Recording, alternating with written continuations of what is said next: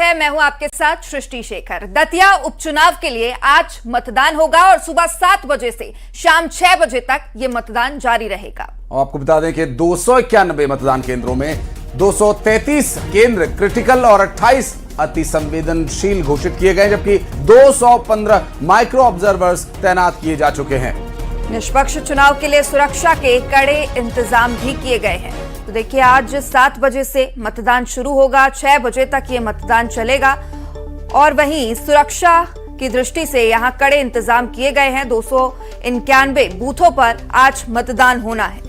हालांकि सुश्री पहले चर्चा ये हो रही थी कि 8 बजे से शायद वोटिंग शुरू हो, लेकिन अब देखिए आखिर में जो सूचना सामने आई, जो एक समय तय हुआ है वो 7 बजे से शुरू मतदान, यानी अब से कुछ ही मिनट्स बाद वोटिंग शुरू हो जाएगी और अब से कुछ ही देर में पहला वोट भी डाल दिया जाएगा। दतिया के दंगल इस विधानसभा उपचुनाव को लेकर के लगातार हर छोटी बड़ी अपडेट्स हम आप तक पहुंचा रहे हैं। डिटेल्स ग्राफिक्स के माध्यम से आपको दिखा रहे हैं और साथ ही ग्राउंड जीरो पर क्या घटनाक्रम होगा, इसके लिए लगातार हम ग्राउंड जीरो से रिपोर्ट्स आप तक पहुंचाएंगे। आपको बता दें कि दतिया ये उपचुनाव विधानसभा का, जिस पर कि इस बार दोनों ही पार्टियों की तरफ से पूरी ताकत झोंकी हुई है। कांग्रेस पार्टी ने कुंवर घनश्याम सिंह तो आशुतोष तिवारी बीजेपी से इस बार चुनावी मैदान में है। एक तरफ अनुभव, एक तरफ पार्टी का मैनेजमेंट। अनुभव के साथ तो देखना होगा किसकी जीत होती है। दतिया की जनता किसे अपना जनादेश देती है और किसे बतौर विधायक स्वीकार करती है। जिस तरह से ये पूरा घटनाक्रम अब तक रहा, काफी सियासी खींचतान रही, लेकिन आज सिर्फ लोकतंत्र के इस पर्व में, इस यज्ञ में दतिया की जनता जनार्दन की आहुति की बात करेंगे। उसके लिए क्या व्यवस्थाएं हैं, कहां पर क्या कुछ कोई तकनीकी समस्या तो नहीं है, ये सभी विषय आज पूरे दिन जब तक वोटिंग चलेगी रहेगी हमारी नजर। और राजीव हमारे सहयोगी इस वक्त हमारे साथ जुड़ गए। राजीव, आज की सुबह काफी अलग, काफी खास दतिया वासियों के लिए क्या है डिटेल्स, किस तरह की हैं व्यवस्थाएं? आज अब से कुछ ही देर में पहला वोट डाला जाएगा। देखिए, बिल्कुल पूरी तरह से यहाँ चाक चौबंद व्यवस्था है और 7 बजे से मतदान शुरू हो जाएगा। शाम को 6 बजे तक मतदान जारी रहेगा।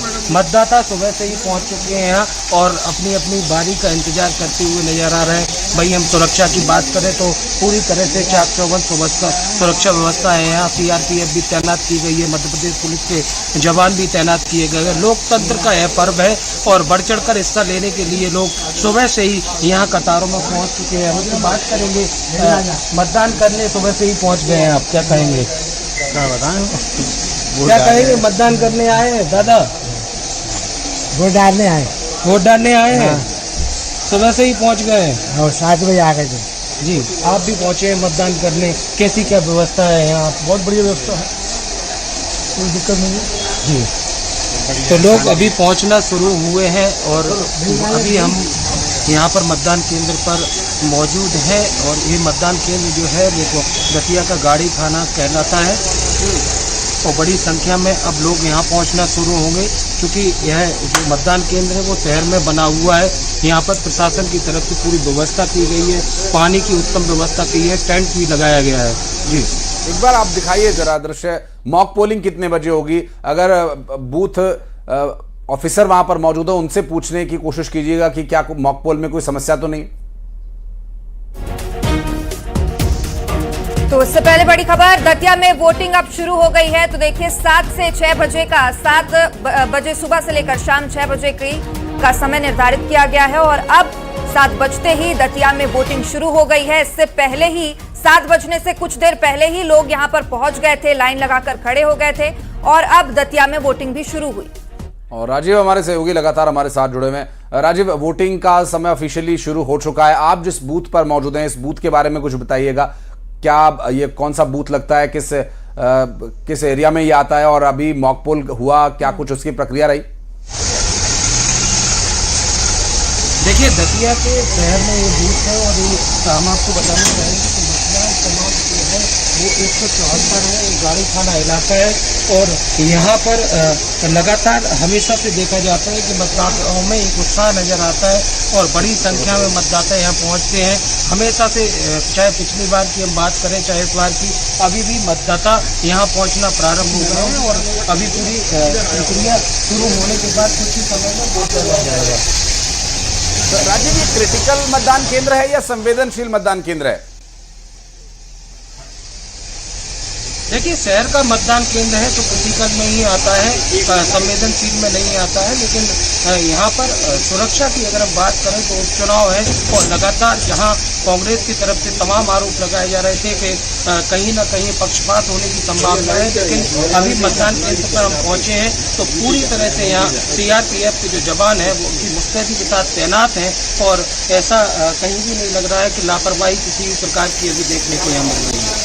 जाहिर है, लेकिन राजीव क्योंकि अभी थोड़ा उमस भरी गर्मी, मौसम का कितना साथ मिल रहा है, क्योंकि अभी तो सुबह के 7 ही बजे हैं, अभी लगभग पूरे 11 घंटे पूरे बाकी हैं, 6 बजे तक वोटिंग होगी और फिर वोटिंग की ये पूरी प्रक्रिया, औपचारिकताओं की बात करें तो क्योंकि मतदान दल जो वहाँ पहुँचता है वो एक विशेष वाहन से वहाँ पहुँचते हैं, फिर जब मतदान होगा उसके, क्योंकि एक समय आता है जब मतदान करने वालों की संख्या बढ़ती है, हालांकि ये उपचुनाव है, इतनी शायद इतना प्रेशर ना हो, फिर एक समय आता है कि पोलिंग थोड़ी घटती है, फिर शाम 6 बजे तक वोटिंग होगी और फिर मौसम भी ऐसा है कि कभी भी बारिश हो सकती है। तो क्या उसके लिए कोई एहतियाती कदम उठाए गए हैं? मौसम कोई बाधा तो नहीं बनने वाला है? इस बारे में मौसम विभाग की तरफ से भी क्या कोई पूर्व सूचना दी गई है अधिकारियों को? देखिए, बिल्कुल मौसम जो कल था वो पूरी तरह से दतिया में बारिश होती रही कल दिन भर से, लेकिन अभी आज सुबह से ही धूप निकली हुई है। यहाँ पर धूप निकलने से उमस जरूर हो सकती है, तो उसके लिए जिला प्रशासन ने टेंट की भी व्यवस्था की हुई है। यहाँ वाटर प्रूफ टेंट भी लगाया गया है, अगर बारिश होती है तो कहीं ना कहीं बारिश से बचने के लिए मतदाता उस टेंट में जा सकते हैं और मौसम अभी पूरी तरह से साफ है, कहीं कोई बारिश की आशंका नहीं जताई जा रही है। और इस पोलिंग स्टेशन पर लगभग कितने मतदाता होंगे, क्या इस बारे में भी कोई पूर्व सूचना? क्योंकि उपचुनाव है, बहुत शॉर्ट नोटिस पर होता है, हालांकि ये उपचुनाव तो पूरा 1 महीने पूरे सियासी दंगल की तरह चला है अब तक। देखिए, बिल्कुल ये वार्ड क्रमांक का पोलिंग बूथ है और तकरीबन 500 मतदाता यहाँ पर दर्ज हैं मतदाता सूची में। इसी वार्ड से 2 पोलिंग बूथ बनाए गए हैं जिसमें टोटल मतदाताओं की संख्या तकरीबन 1000 के लगभग है। जी, कई बार ऐसा मौका भी होता है कि उपचुनावों में फर्स्ट टाइम वोट करने का कई लोगों को मौका मिलता है। राजीव, आपसे निवेदन रहेगा कि अगर आपको कोई ऐसा वोटर दिखाई दे जो फर्स्ट टाइम वोट करने के लिए आया है तो उससे भी आप जरूर बात कीजिएगा।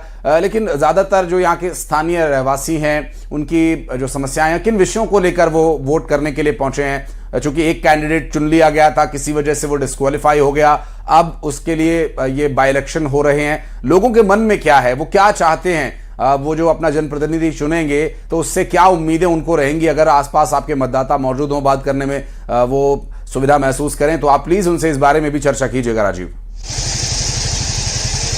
बिल्कुल हम उनसे प्रयास करेंगे इस बात करते और उनसे जानने के लिए कि आखिर इस बार जो मतदान करेंगे